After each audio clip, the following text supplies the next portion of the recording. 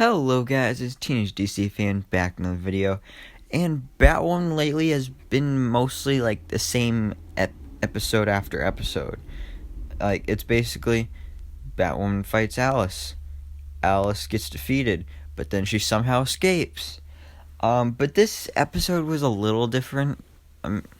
It's better than past episodes, but it's still really more of the same. But I guess it is a little different, and it did grab my attention a little more than the last few episodes did. But just a quick warning, this video does contain spoilers for Batwoman Season 1, Episode 16, Through the Looking Glass. So in addition to being generally an overall solid episode, like, it's not too bad. From start to finish, this week was also kind of linear and followed three somewhat intersecting adventures with varying team-ups of our main cast and a few friends along the way, of course. But in the interest of clarity, let's break it down team by team. So we have Kate and Alice, and we begin where we left off last episode with Kate and Alice together, along with Jacob, and they were burying Cartwright's body, following his not at all unfortunate demise by Kate's hand. And after everything she went through last week, and with Kate spiraling, Alice seems to have settled down a bit, and she doesn't seem as psycho killer mode this episode. So that's good, you know. And is her mission is more or less complete. Like, she's calmer in her interactions with her father and sister, and she has real conversations with Kate, and she honestly seems to want to connect with her family, even though she knows they're still on opposite sides. But the majority of their adventures this week revolved around Alice needing Kate's help to find Mouse, and he was wandering the streets, still high on Gotham's fear toxin. And under any other circumstances, Kate never would have agreed, but things are different now. Kate took a life, and what's worse is that she doesn't feel bad about it. In addition to this, being a great capper to put to the push and pull between Kate and Alice, two sides of a coin, twins whose lives diverge so drastically, this is actually a perfect callback to Kate's experiences during the Crisis on Infinite Earths event. So, when Kate met the Batman of Earth 99, played by Kevin Conroy, of course, she met a man who had been broken down by vengeance and anger. And that Bruce Wayne told Kate that when you spend so much time toiling with monsters, you inevitably become one yourself. And that glimpse into her future shook Kate more than I think she was willing to admit. And now she has faced her own demons, her own anger and hate and vengeance, and discovered that she is not above falling down that hole. And in a different version of events, she could have become Alice just as easily as Beth. And so Kate helps her because she feels guilty that she doesn't feel guilty, and she feels a sense of responsibility for her sister and for the chaos that she's caused, and maybe, just maybe, deep down, I think she really does want to have a relationship with her. Except at the end of the episode, we find out that's not the case, but I'll get into that a little later. So Kate has always wanted to believe that Beth isn't gone, that she's still in there deep under all the Alice violence and terror. And Kate looks for the hope in people, that she gives people second chances, but she's given Beth, too many second chances. But in this episode, she was vulnerable and almost kind in her own way, and really did keep her promise not to kill anyone. And that's saying a lot for Alice, because she loves killing people. But that's why her sister... This is why betraying her sister devastated Kate almost as much as committing actual murder. Kate is losing it, and putting her sister in Arkham is at least some semblance of control. Some little bit of proof that she can do the right thing, even when it hurts her, because that's what good guys do. If she is a good guy, because, I mean, she did murder a dude, but... Alice, though, is probably the one who's really hurt by all of this. She was just starting to let down her guard to become a person again, and now, confined and isolated, she's going to break all over again, and Alice never really got out of that basement. But this time, Kate was the one who put her back.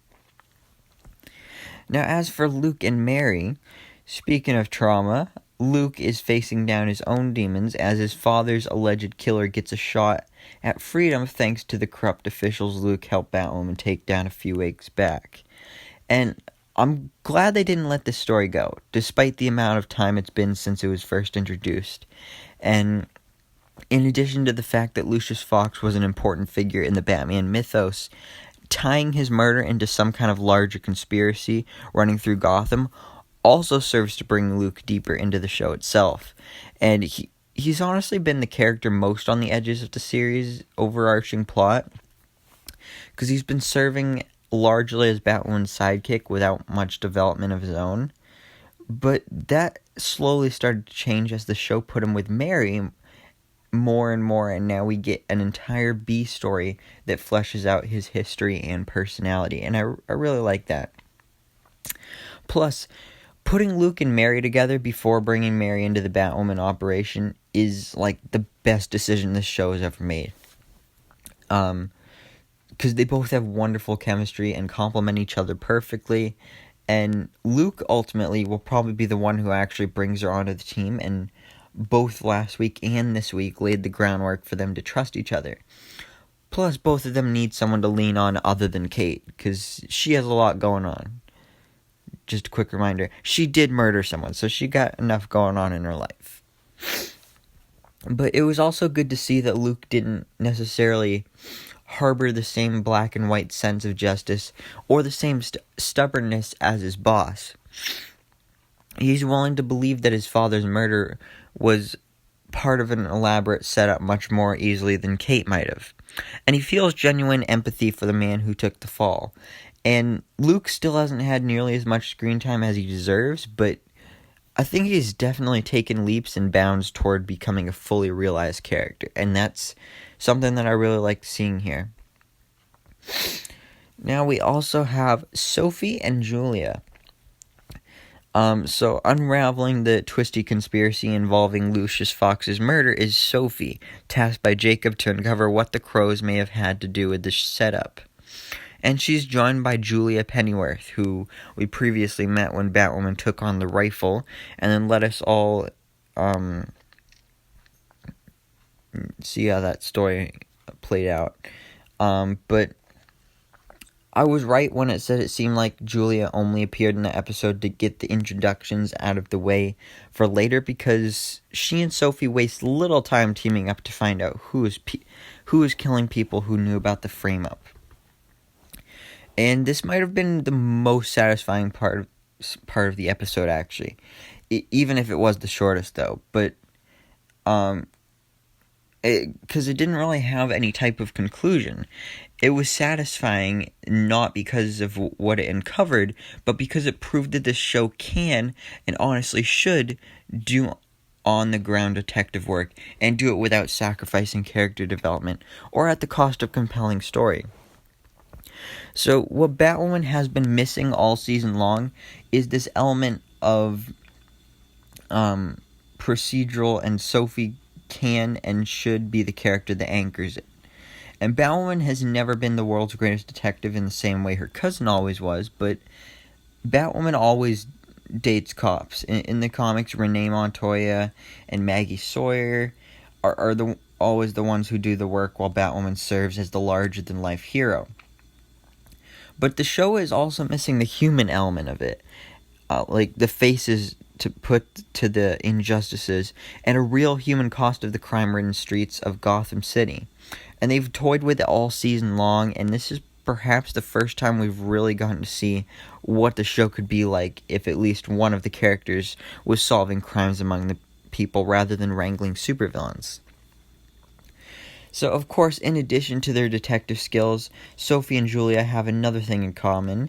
They're both Kate's exes, of course, and while Sophie may still feel a little awkward around Kate, Julia has no concerns at all. She's completely comfortable, and despite the strides it seemed Kate and Sophie may have been making over the last few weeks, we end the episode not with Kate and Sophie, but with Kate and Julia drinking and kissing and somehow not at all concerned that they could fall off that balcony at any moment. Like, if they slipped, then whoopsie, they dead. They're just gonna fall down and then go splat, then they'd be dead. So that, I mean, they should be more careful. Like, why you gotta sit out on the ledge of the building? It's just stupid. But I do actually like their relationship, mostly because I really like Julia. I think she's an interesting character, plus she has big connection to one of the biggest Batman characters, Alfred Pennyworth, because she's Julia Pennyworth.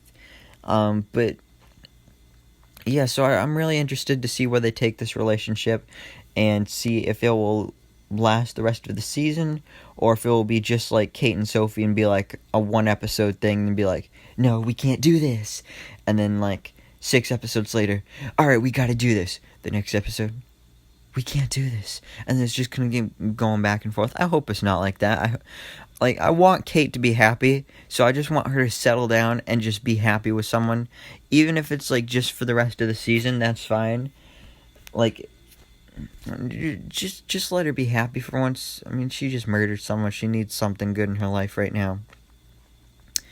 But next week we are getting the return of an old foe that's returning to Gotham, or at least that's what the synopsis said for the next episode. So I don't know who that is. Maybe the person that shot the man that was that supposedly murdered Lucius Fox, the guy that assassinated him or put a hit out on him. Maybe it's that person. When I first saw that, I was like, maybe it's Deadshot, because, you know, Deadshot is like a mercenary. He's basically an assassin, so he will be good at that. But I don't know. So who do you think this mystery villain is that's coming next week? So let me know your thoughts on this episode down in the comments below. Thanks so much for watching. Please remember to like, comment, and subscribe. And I hope to see you in the next video, so I can bestow all my DC knowledge upon you. Sure.